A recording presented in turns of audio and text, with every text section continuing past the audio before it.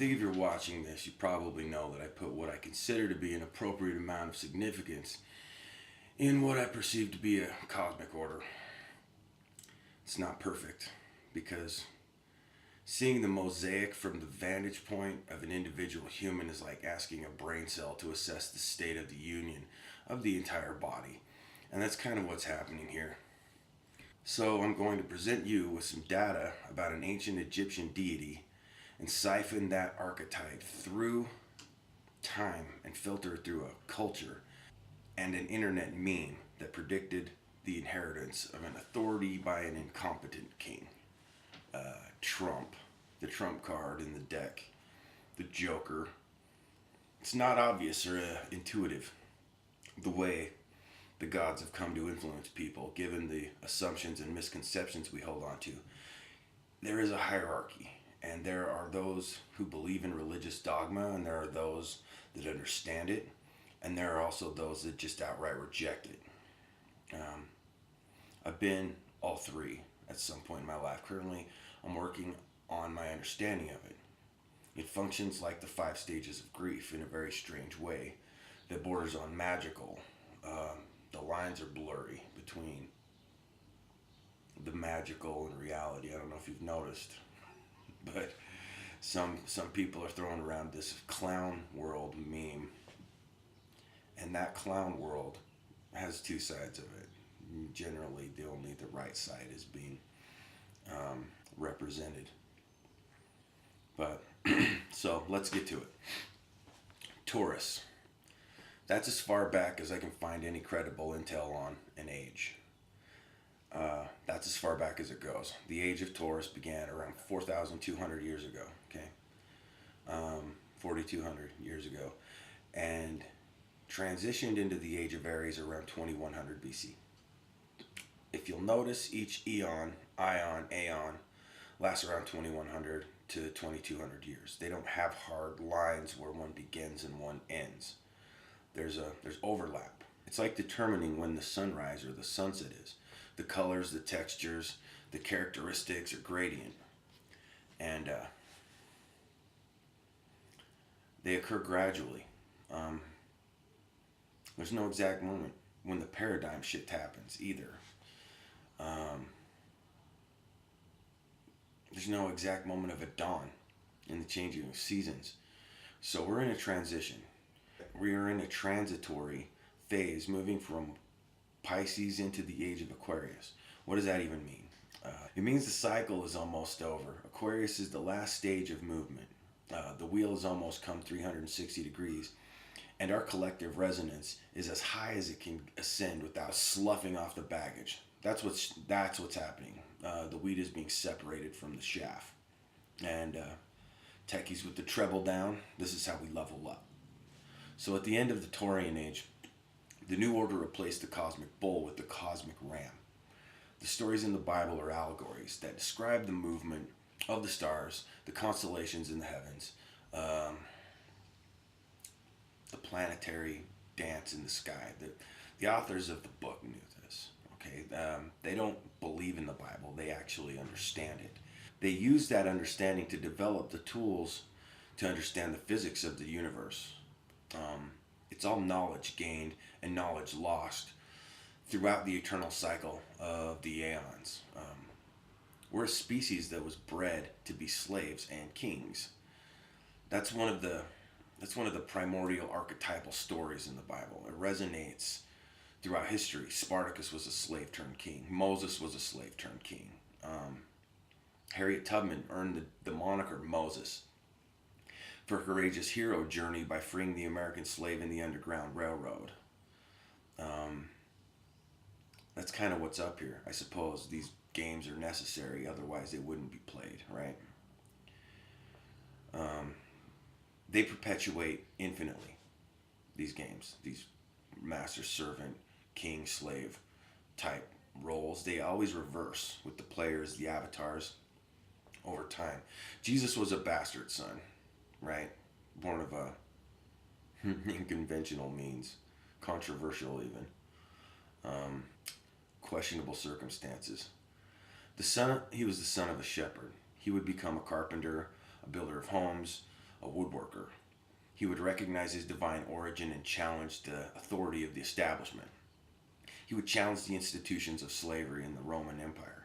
And there are plenty of passages and parables in the Bible that establish him as a messenger of change, as a change of the guard, say.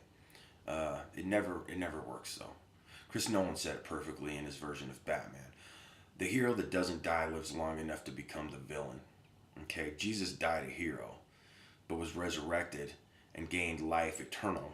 Okay, for now, 2100 years or so from now, the cycle will begin again. And everything that is happening now will be lost and forgotten. We barely remember anything at all anyway. You don't have anything to lose though, really. Just keep the mind eye of your heart on your sleeve like you keep your hands open. And everything will be fine. So I'm going to tell you something about associations in history. Aries is the age of Judaism. Okay, Moses freed his people who were slaves held in bondage by the Pharaoh. The Pharaoh is the Egyptian god king, the emperor. If you know the Bible, you know that God didn't want his people to have a king. The Jews insisted. The Jews were getting their asses kicked from Jerusalem to Nineveh and beseeched their Lord to grant them a ruler. And God reluctantly granted them their wish with a warning, with a caveat. You know, that God knew a king was a short-term and shoddy answer to a greater problem. And he also knew the Jews wouldn't listen, so he caved and he gave them David. Now, David had his fair share of drama and trials and tribulations, and would eventually live long enough to become the villain in his own story. And I'm not even actually talking about David as a human, as an individual. I'm talking about David as an archetype for the king, for the flawed idea of perfection. Yeah, I'm talking about his legacy. And that's the problem. The hero, when he lives right, dies before he can become a villain. But his legacy is always corrupted, and the myths become more relevant and present than the reality of its history is or was. And that's why you see modern Christians being so far removed from the teachings of their Christ. Christ, who was a Jew, and the furthest thing imaginable from your Orthodox Jew, which laid the pavement for Islam, which means, quote, surrender to God, and the most devoted Muslims would rather die by suicide bomb or airplane than submit to the devil they associate with the United States. And for obvious reasons. Not so obvious to some of us, I suppose. Render unto Caesar what is Caesar's, and give unto God what is God's. God doesn't want your bloody money, buddy. She has no use for it. She wants you to live and to die like a human being, as a dignified soul, a righteous person. God set the machinations into motion, though. Set it and forget it. It's a self-maintaining organism. To God, it's all good. Okay? To God, it's all good. It's all numbers. It's all varying values over time. That's what it is. It's movement. That's what animates us, makes us alive. We move through time and space and are conscious. That's what it means to be human, to be aware we're alive, to be aware we're going to die. Death is a motivator, and that's all it is. There's more to being human than metabolism and DNA. And that's what these hypocritical and fucking lying motherfuckers, these zealots, they know, but they won't admit it. They know the code. The code is in phi. The symbol, a circle, and a line, the angles and the angels, the C and the E, the 3 and the 5 and the 7 is the secret. What HR was talking about in Secret 77 in the Bad Brains record, can't remember what it's called, fucking Eye Against Eye. Remember that one in the fucking 80s? Revolutionary shit, man. He is a spirit guide. HR knows. He's a Gnostic. He's a shaman, and he's an artist. Beyond the game of kings and slaves, 3D chess, tropes, it's all just texture and flavors of being. It's a prism. It's a triangle, a pyramid, a hypercube, a station of this domain. They like to keep things exclusive because it artificially inflates the value of the forbidden. You see do you see what I mean? It's like swear words. So it's hedonism for me and not for thee. That kind of shit. Kind of like how they use socialism for their healthcare and not ours. It's kind of like socialism for the rich and predatory capitalism for the poor. It's more for me and less for you. It's that Matthew of to whom who was born with everything, everything shall be given, and to whom who was born with nothing, nothing will be given, and in fact everything else shall be taken. It's that. It's the way the rule is made. So Jesus is now become a method, a way. Jesus is a path. He told you that. He said, I am the way and the light of the world. I am the Son of God, the Son of the world, the light of the world. He said all that shit. Jesus is a verb. Jesus is love, and love is a doing word. In the beginning, there was the Word, and the Word was with God, and the Word was God. Jesus makes the Word flesh, brings it alive. He's not a separate thing, or a figure, or a king, or a fixture. Jesus is the willful act of love. If you believe in an external Jesus, you don't know him. Belief isn't the same thing as knowledge. Jesus never said, quote, believe in me. Jesus never said, believe in me. He said, know me. He said, know thyself. All is self. Know thy enemy. Love thy enemy. You are your own worst enemy. When you know yourself, you no longer see yourself as an enemy. Okay, a frenemy. What you've done unto the least of these, my brethren, you have done unto me. That's the key. That's all you really need to know. Matthew told you. Jesus isn't singular. There wasn't just one Jesus. There isn't just one of anything in the universe. Okay? There is not just one of anything. You're not even the same thing that you were 5, 10, 15, 20 years ago. And you are eternal. And you can't prove that you existed except through technology. And we're moving farther and farther in that direction to where we're getting there. Whether we're going to get dragged into the singularity, whether we want to be or not. So deal with that however you want to. Steve Jobs was a Buddhist. He was an asshole also. You can be a Buddhist and an asshole capitalist, right? I'm writing satanic communist propaganda on a MacBook Pro designed by a Syrian Buddhist refugee who had an epiphany of the iOS while tripping his dongles on LSD. Now, if that's not irony, I don't know what is.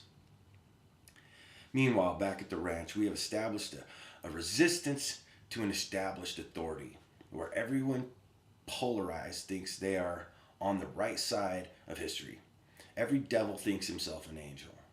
When evil is done, it's justified in our own minds. It's rationalized. Very few men actually accept the evil in their nature or admit it. Very few good men deny it. Most of the evil done in the world is done by a very small group of people, but it's done in the silence and willful blindness of the majority of people, the sheeple. And that's an issue. That's why nothing changed when Jesus was crucified. That's why nothing will ever change. The more things change, the more they stay the same. It's not a bug in human behavior, okay? It's a designed feature. So don't waste your time trying to change people's minds about it. It's past time to shame these motherfuckers into behaving right anyway. And I'm not even talking about being honest and not ravenous, sadistic, psychopathic murderers like Elliot Abrams or John Bolton, okay? I'm talking about the way the conspiratorial mind puts the Clintons into that group. I'm getting somewhere. Are you following me? It's not about right and left. It's about good and evil. And both sides think they're the rebels in the Star Wars universe. Neither side thinks they're the fascists. And it's funny because the way they set it up.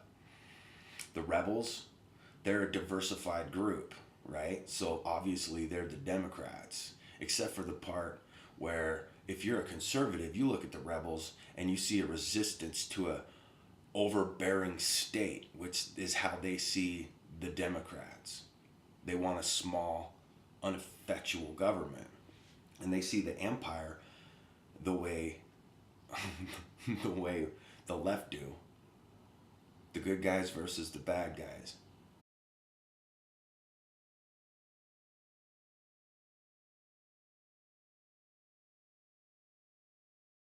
Everybody's the rebels, right? We see each other as the enemy. That's the problem. That's what's happening. That's how they view it. It's that's why they get so fucking flipped out over superhero movies with female leads in it. They think that they're being propagandized. We all have conflicting ideas in our heads. Both sides do this. It's not symptomatic of just one side. So the way they see the Democrats, the Clintons of the world, she belongs with them. So, I mean, that is the land of unconfirmed videos. We came, we saw, he died.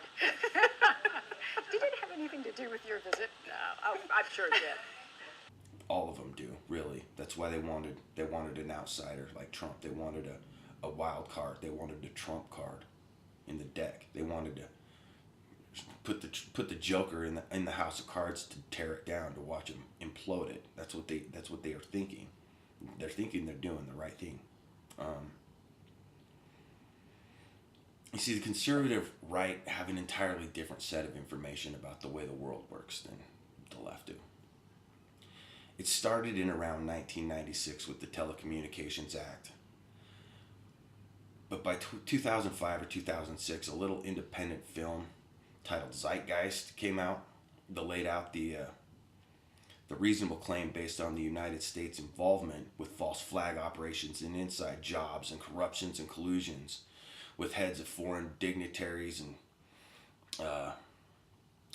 of previous administrations and age-old misinformation campaigns of the past. Young people learned a lot of true betrayals of the Constitution and the American people by our government, from Zeitgeist to guys like Alex Jones, and it's a deep one. The conspiratorial rabbit hole, the tin hats, the red pills, the Alex Jones, the chemtrails, everything's a conspiracy. When you get that into your mind, when you know that you can't trust the government to be honest about important things, you start questioning everything. The anti-vaxxers, that's why they exist. Because they don't trust the government. Why would they? A lot of those who watch Zeitgeist knew now that there was a movement arising that stood in opposition to capitalism and nationalistic hegemony. They rejected it. And that inspired the propaganda that the Nazi right have been pumping into the heads of these kids since the internet was a household item. You have no idea. When we talk about our heroes, like my personal heroes, guys like Fred Hampton, we say you can kill a man, but you can't kill a revolution. Well, they tell themselves the same shit.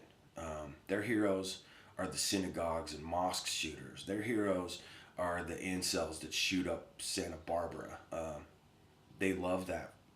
They love that Ben Shapiro can advocate half of their terrorist attacks while condemning the other half of them like a useful idiot, because he is one. He's a fucking moron. This isn't a game to them. This isn't a joke, except for the lulz part. It's all about the lulz. That's where the whole jokester, Loki type God element comes into it. And you know what? They hate more than anything. You know what they hate more than even like the different races and social justice warriors? They hate pedophiles. And they think because pedophilia isn't the top priority of the left, that the left are infested with kid fuckers. They're very concerned with the trend, the unpunished pedophilia that goes on in the elites. Okay, so some dude drove across a couple of state lines to put some bullet holes in a pedophile pizza joint because WikiLeaks leaked the Podesta emails that made it appear that some pedophile shit was going on in a Planet Ping Pong pizzeria in Washington, D.C. They believe that shit because they know shit that the general public aren't being told, because they look for this shit. They want to know the truth. They think we're a flock of mindless sheeple, and you know, they're right. Why would people of good conscience and a conservative mentality believe that the Clintons are evil and are sacrificing children to the devil and having sex with them? Keeping them honest tonight, potentially hundreds of military employees and contractors who may have bought child pornography online but haven't been prosecuted or even in some cases investigated. That's right, you heard me, child pornography. As many as 1,700 names, according to a U.S. Senator, on a list of 5,200 from an internet sting operation overlooked the first time around 4 years ago. Only now are they supposedly getting a second look, and only after pressure from investigative reporters and the U.S. Senator you're about to hear from, Republican Charles Grassley. The Pentagon porn story began in 2006. An Immigration and Customs Enforcement child pornography sting operation called Project Flicker produced payment records of about 5,200 people, many of whom provided Army or Fleet zip codes or military email addresses. Subsequently, the Pentagon's investigative branch, DCIS, began going through the ICE list to identify who actually was a DoD employee or a contractor. The investigation, however, only ran for 8 months and only cross-checked some 3,500 names for Pentagon ties, according to a senator. According to DCIS documents revealed in a Freedom of Information Act request, out of that 3,500, investigators uncovered 264 employees. Because they know about the blackmail rituals. They know about Bohemian Grove. They know about the whole movement, the truth behind Eyes Wide Shut. They know about the rituals to Moloch or Moloch. They know the worst shit you can do to a kid is to fuck them. It takes a lot to bring a kid back from that. So we know this. And we also know that no matter how many priests get caught fucking little boys, no matter how many Mormon bishops or scout leaders are caught fucking little boys, and no matter how many Sandusky's we have or how many conspiracies we have to protect these pedophile priests, these people in positions of authority that we trust in religious institutions, and there's a lot to that, and I might actually make a YouTube video about that, because that's a whole subject. The whole idea, the whole reason behind pedophilia is to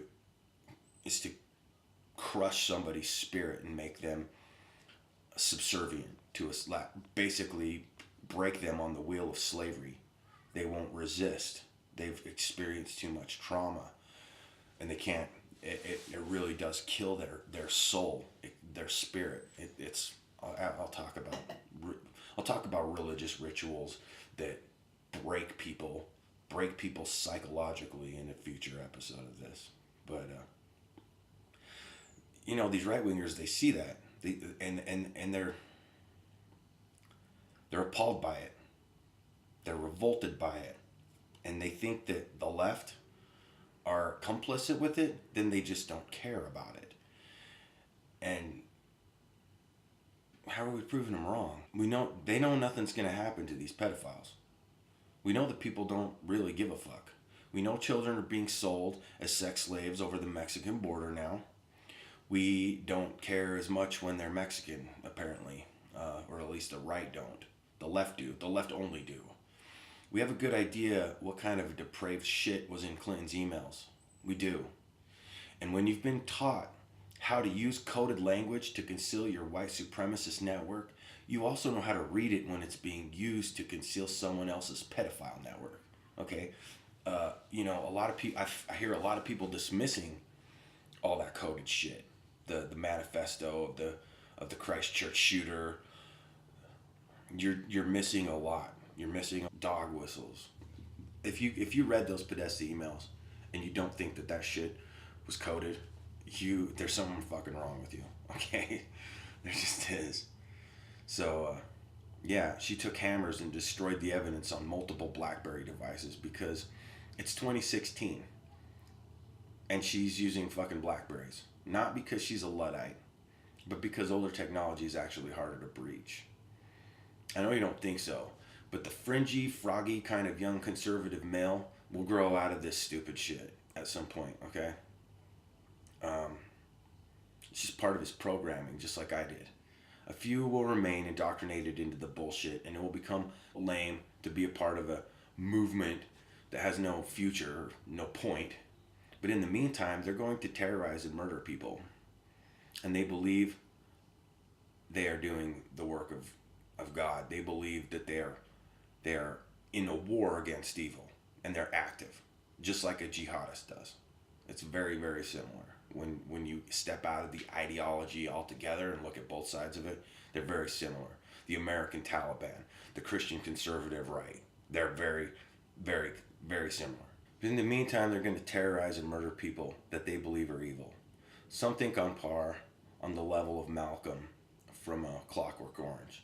The whole mindset is a mental disorder created by internet culture and the meme wars. Some of them believe they are fighting a shadow government run against the will of the people, and they believe Trump is here to pull the curtains back. He isn't. But he said some shit, and Newt Gingrich said some shit that makes him believe it. Newt. That's slimy little amphibian. He has more to do with the state of the world we live in than most of us probably know. He radicalized conservatism in the 1990s, and that, along with the Telecommunications Act of 1996, means that we've not been operating under the same intelligence as a nation. The Telecommunications Act made it legal for broadcasting companies to tailor-make our propaganda to suit our ideological or partisan opinions and leanings. We don't just have different opinions about the same issues now. We have different information about them. We have ideologically specific propaganda now. So we ostensibly have two Americas now, with two different beliefs based on two different brands of propaganda that is sold to us through media corporations, Fox or MSNBC. It's like they're both propagandists. Well, what Newt said was that Trump couldn't be president because he wasn't initiated. He hasn't gone through the proper rituals. It represents personally the panic of the establishment wing of the party, and I think they all held their breath through Super Tuesday. It didn't work, and now they're faced with a very real prospect of Donald Trump becoming the leader of the party, and it absolutely drives them crazy. They just cannot imagine sharing. Well, because he's an outsider. He's not them. He's not part of the club. He's uncontrollable. He hasn't been through the initiation rites. He didn't belong to the secret society. You have to understand, these kids, they know more about most of this shit than we do, because they know how to find information. And that's a good thing, except they also found out that the adults have been lying to them and brainwashing them since the whole fucking time. And that's why they use that red pill analogy from the Matrix movie. They've been lied to their whole lives and don't respect the system. And they don't respect the authority of anyone. And they would rather see the whole goddamn thing burn to the ground than to see it preserved. They also believe a lot of bullshit about race and IQ, but that's just because they haven't figured out. Also was a lie told to them to appeal to their sense of, it's all that's left. That's the only thing I am, is white. And it's the only thing I can't deny. And god damn it, I'm not gonna be ashamed of the only thing that's true about me, okay? They shouldn't. Chances are you are white, and you are probably male. Are you all the evil things that these white dudes are telling themselves others are telling each other about them? Does that sense make sense? If you're being informed that being white is tantamount to being the devil, and if being white and male makes you irredeemable, what do you think that's going to do to white people? You think they're going to be lining up to ally themselves with us? I don't think so. And because they believed some shit, they're taking shit by the tolerant left. I mean, I watch what they... I don't listen to leftists, okay? I spend most of my time listening to right-wingers because I want to know what kind of bullshit that I'm going to be contesting at work the next day, because I work with a lot of right-wingers. I'm in the trenches with them, and I gotta understand them. If I'm gonna change their mind, I have to know what the fuck I'm talking about, and I have to know what preconceived ideas and notions they're being fed. They could exercise some empathy and finally understand what brown people and women have been experiencing for 5,000 years, or they could say, turning the tables of tyranny and abuse isn't justice, it's revenge. And you can't take revenge on the people who committed the crime because they're all dead. And you can't take back what was stolen because that would be stealing. That's the point of contention that we must address in this country, and nobody is talking about it except the fucking Nazis. And they're telling your kid some shit that's likely going to get him killed in a race war. It's not a joke. Except for all the lulz. They don't really give a fuck. They look up to Heath Ledger's Joker. They see him and they see Bane as the anti-hero in those films. They call people like you normies. Normies will never understand them. Jordan Peterson's made some videos addressing the weird shit I'm about to tell you about the Keck boys in Kekistan and the Pepe memes and Honkler the clown. And he's aware of all this shit. And he's aware of Moloch and the old gods that nobody believes in anymore. Meet the new gods, same as the old gods. Internet cartoons are everywhere. Anyone can make a cartoon of anything. And if it has the mimetic magic of the meme, it becomes a trope. That shit will become a viral meme. You'll see it everywhere. It becomes a gene for an idea. It's more like RNA than DNA, but you get the idea. You get the point. It travels far, and it's adopted by the mainstream. So Pepe the Frog became a meme for the group of young, disaffected men that have been largely displaced by the outsourcing of our economy and our exclusion from academia because of economical, financial reasons, the outsourcing of their jobs to foreign countries. So I don't want you thinking that I'm some sort of white supremacist sympathizer, because I'm really not. And if you know me, you know that. But I do understand where these young motherfuckers are coming from, and they have good reason to feel the way they do. And they're struggling and they're suffering right alongside us. But they've lost a key part of what makes the civil rights movement strong. They're excluded from the conversation. And I've seen it happen. I've seen it happen to young white men verbally crucified for saying something ignorant. I've been verbally crucified for saying something ignorant. I've also been treated with understanding and sympathy, and been asked to listen to their point of view, and eventually it broke through. But I was not always this fucking militant hippie leftist motherfucker. This cuck. I wasn't always cucked by the betas. I'm the alpha cuck, motherfucker. I am the fucking cuck of all cucks. I'm so fucking cuck, I'm alpha. Fuck. The thing is, they're being programmed to be offended by everything. They're being programmed to take offense where none is intended. And I've seen it with my own eyes and experienced it myself. But because I'm on the right side of these issues, I know how to defend myself against the friendly fire of the social justice warrior, okay? And I never use that term to describe civil rights activism, but that's not what this is. And when I'm attacked, or when my friend is attacked on Facebook by someone who says they no longer feel safe around him as a woman because he liked something Jordan Peterson said, or agreed with, or liked something, one of the obviousisms of the IDW, you're no longer serving your cause at that point. If you would try to crucify me for being a racist or a misogynist, I can only imagine what you do to these young white men who've never been targeted like that and are in a lot of ways innocent. Okay? They had no hand in creating the privilege they live in. Trying to shame them into feeling guilty for something that isn't their fault isn't going to get them on your side of the fight. It's like you're a drone to a jihadi. You're a recruitment tool for your own opposition when you do shit like that. And it's not your job to educate me. It's not your job to educate anybody. What's your fucking job then? To be a recruitment tool for your own oppressors? Whose side are you on? What are you doing? You're killing your own cause. You're eating yourself, and they're watching you do it. And they're talking about it. They're talking about it. So the ostracized network that we've created, they find each other online and they confirm each other's experiences, and then they confirm each other's biases, and then they bond with one another, and then they form little tribes against everything that has ever shit on them for things that they have no control over, like the color of their skin.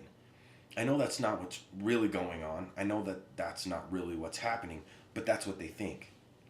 Nobody explained to them how we all got lied to. They just haven't figured out they're still being sold a bunch of bullshit that goes along with their identities. I know what Peterson's talking about when he discusses identity politics. I see the points he misses. So these kids, they form a community. They have their symbols and their memes and their truth. They're red-pilled. They're going to wake people up, and they're going to clean their bedrooms, and they're going to organize, and they are organizing. They've been organizing for decades. They really got organized when Obama was elected president. Then they got the biggest clown they could imagine into the White House for paybacks. Batman's Joker, Heath Ledger's Joker, couldn't have gotten a better clown in the White House than Trump. He's a joke? Oh, no. The system is the joke. Trump is the punchline. And now, through IT, we have the power to retroactively find and view prophecy, and it's fucking bizarre. Did you see the news when the Pepe meme was acknowledged after Clinton was addressing the dangers of the alt-right? And how could all the polls have been wrong? What the hell's going on here? What people have failed to realize this entire time is that Hillary has not actually been battling against Donald Trump. She's been locked into battle with Pepe. She tried to warn others about this frog, but no one would believe her. She gave a speech trying to call out Pepe, but he was already there. This is not republicanism as we have known it. These are racist ideas, race-baiting ideas, anti-Muslim, anti-immigrant, anti-women, all key tenets making up the emerging racist ideology known as the alt-right. After Hillary decided to openly speak about Pepe in public and thereby invoked him, she had aroused his anger, and he began to torment her. He spoke to her in fever dreams. She could no longer sleep at night. She began to feel as though she were losing her mind. And then Pepe went after her health. When everyone was questioning what was wrong with her, how could she tell them that this green frog that only she could see was inside of her, tormenting her, making her gag and cough and even collapse?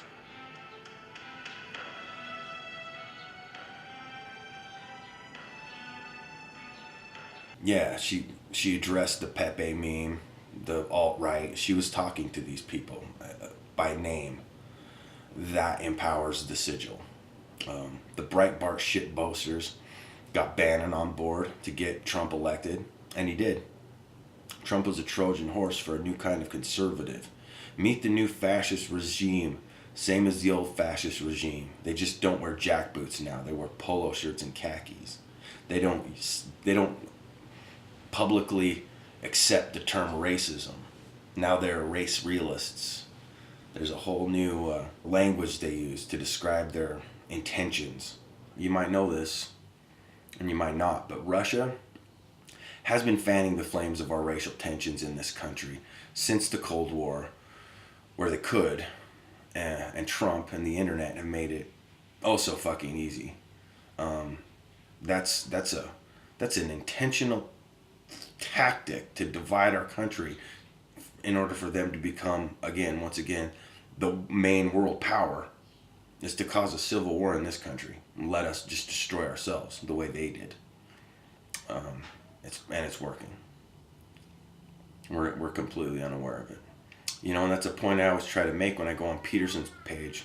Something when he starts criticizing the Bolsheviks and the communists, the gulags and Stalinism, communism, socialism, neo-Marxism, postmodernism, all of those words that he throws out to describe the radical feminists that are trying to destroy Western civilization by infiltrating academia. Yeah, something that I bring up to these motherfuckers, that Russia never kidnapped Africans to build the Soviet Union.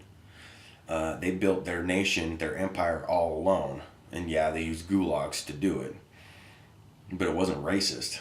And they beat the Nazis in World War II and did so without pretty much any help from Europe or the United States. That's why Berlin was split into West and East, and it was Russia's wall, not the United States or Europe's. Russia beat the Nazis. we kind of helped. I'm helping. Yeah, we Europe and the United States were Ralph Wiggins during World War II, while Russia fucked up the Nazis. They stopped Hitler. Facts don't care about your feelings. I know you took a lot of pride in what people who were born before you did in Europe to fight the evil of fascism, but a lot of Americans don't even know that Nazis, the German fascism, was based on American ideals and values.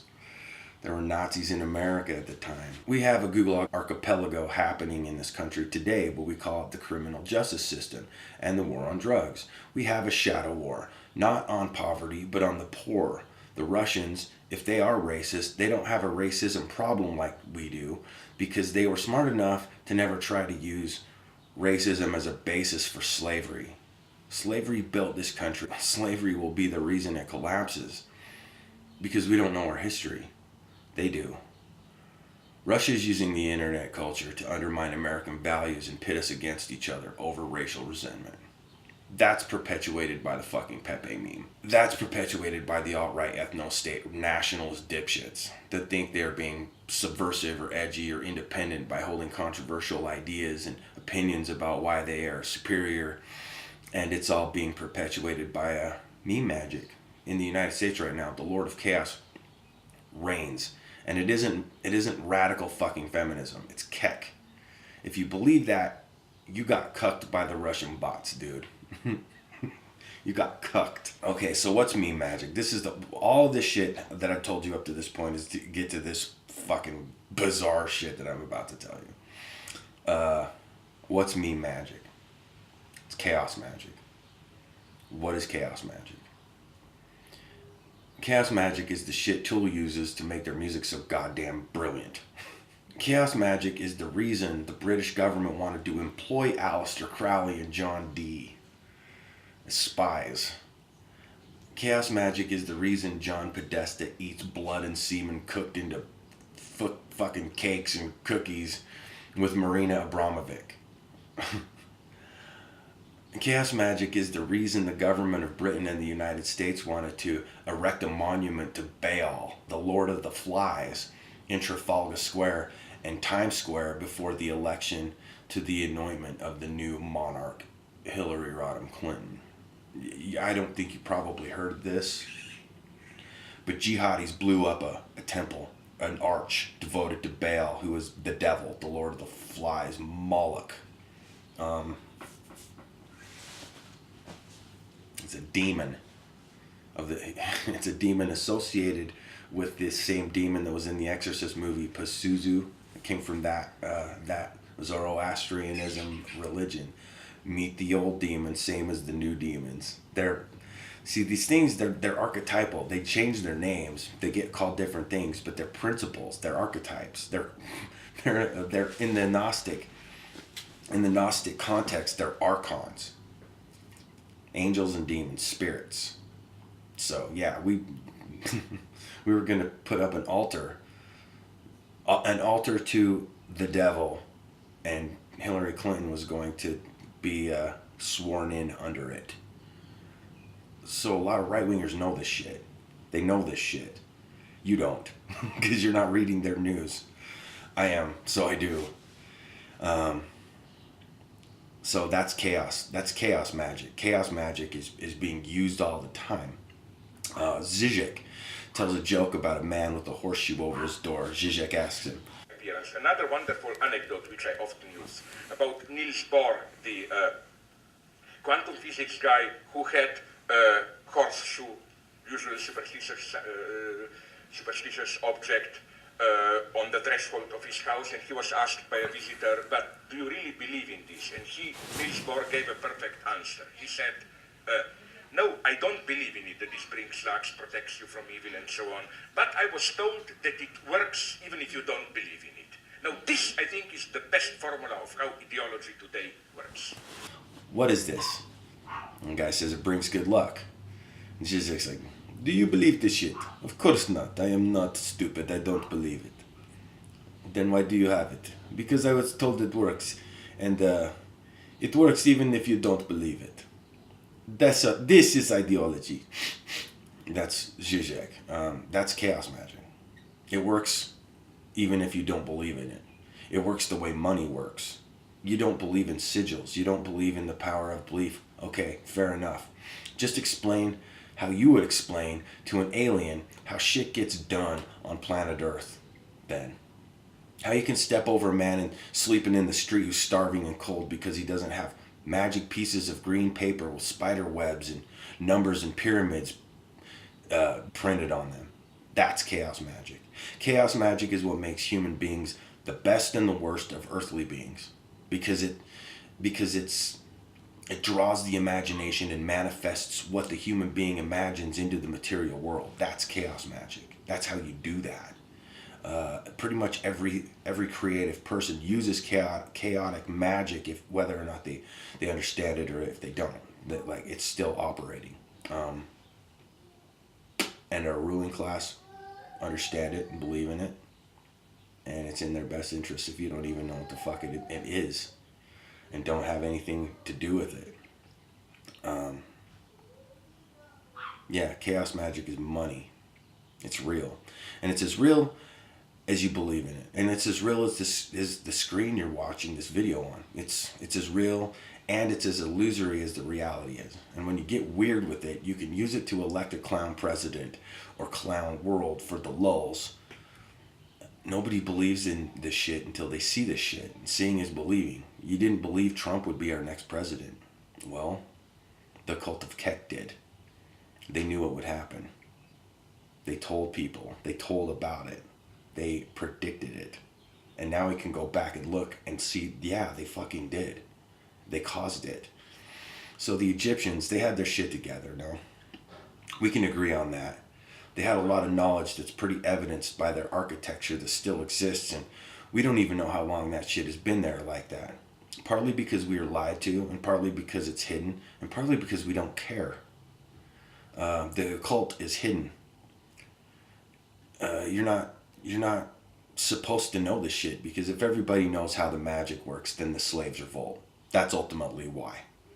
The best way to keep a slave is to get him to go to work and then go home that he thinks is his when he's done working for you. Chaos magic makes the slaves believe they're free. The Lord of Chaos in Egyptian lore is this motherfucking frog named Keck, or Keku, or Kuk, and he's got a human body in the head of a frog, seemingly unrelated to anything, right?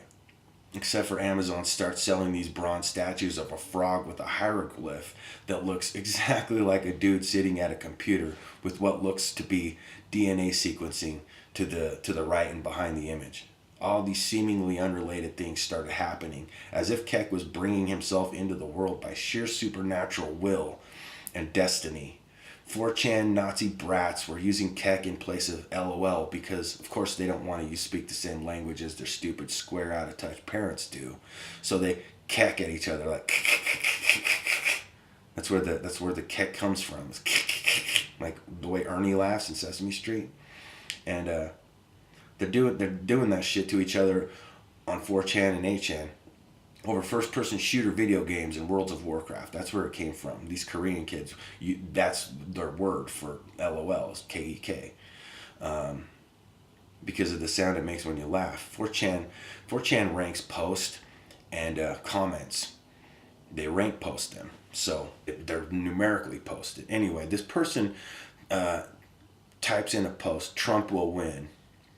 And it got like 8 digits of the number 7 across. They're in the 8 digits, so 100,000 posts. 777 77777. Now, if you can hit that in a casino, yeah, 3 sevens and you win. You get a combination of 3 sevens, like 3 7 cards to make 21. You got a blackjack. The number 7's like auspicious. There's reasons for it. I'm not going to talk about it right now. Someone posted Trump will win, and that post got 8 fucking consecutive sevens, though. That's the universe fucking with you, dude. Trump is the Antichrist the Bible warned you about type shit. That's what's going on. The Korean term, Keck, also means drama, or even karma. It kind of means action. And you know what they say about comedy. Tragedy plus time equals comedy. Here's some more weird shit surrounding Keck, Pepe and the Trump. Exodus 8. And the Lord spake unto Moses, Go unto Pharaoh, and say unto him, Thus saith the Lord, Let my people go, that they may serve me.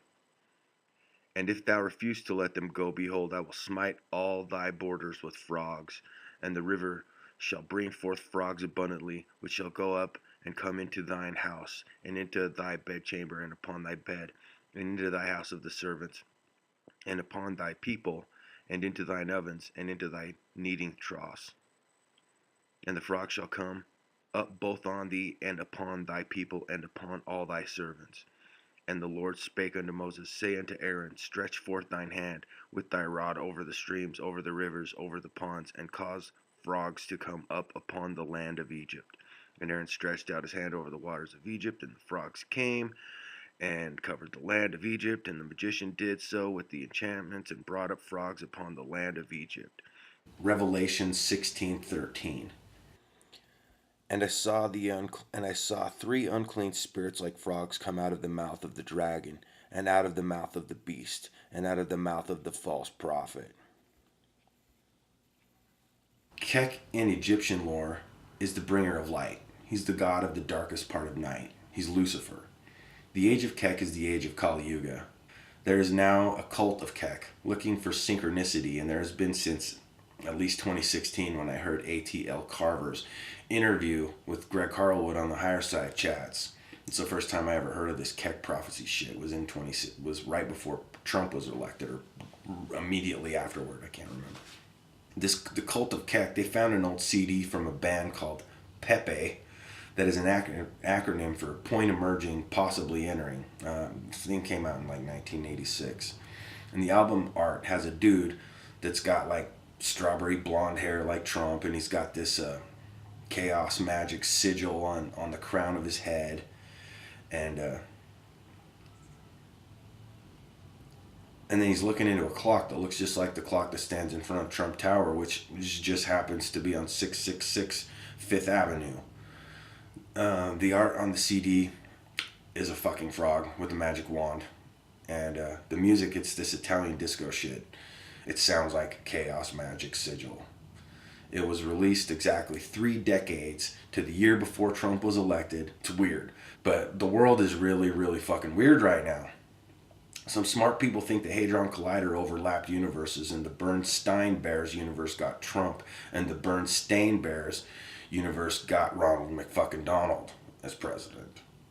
The paradigms are collapsing into each other. The universes are collapsing into each other. The timelines are getting fucked up because of it. So then now you've got the Mandela effect. That's what it is. It has a quantum implications though. Universe, multiple holographic universe implications, multiple dimensions, alternate timelines, all that crazy shit that smart people talk about when they're actually talking to each other and not telling each other how fucking their IQ is higher because of the melanin levels in their fucking in their DNA. I'm fucking sorry. There is a Hadron Collider called Keck. It's just all too weird. The statue of Shiva outside of the one in Switzerland. The actual creator of this universe is an algorithm. It's artificial intelligence. So why the symbolism of the frog? What's that about? The frog is an amphibian, like the newt, like that fucking Gingrich is. Frogs can be hermaphroditic. They can live between two worlds, like a shaman. The government is spraying chemtrails that are making the frogs gay. Why? Because the government knows about Keck and the prophecy of Keck and the frogs. Peterson loves that. Peterson loves that his cult referred to him as Kermit. Keck, Keck, Keck, the frog. Keck, fucking Keck. Keck, the fucking soy boy social justice warrior. Fucking cucking Keck, bro. Keck and... what the heck? Jesus, fish growing legs, evolving, water bear, Aquarius, frogs captive, as pets, live in aquariums. Soon enough, we won't have sex for procreation anymore. Our children will be all conceived immaculately like Jesus, and they will know everything that there is to know in the world. And we are the Titans, and our children are the gods.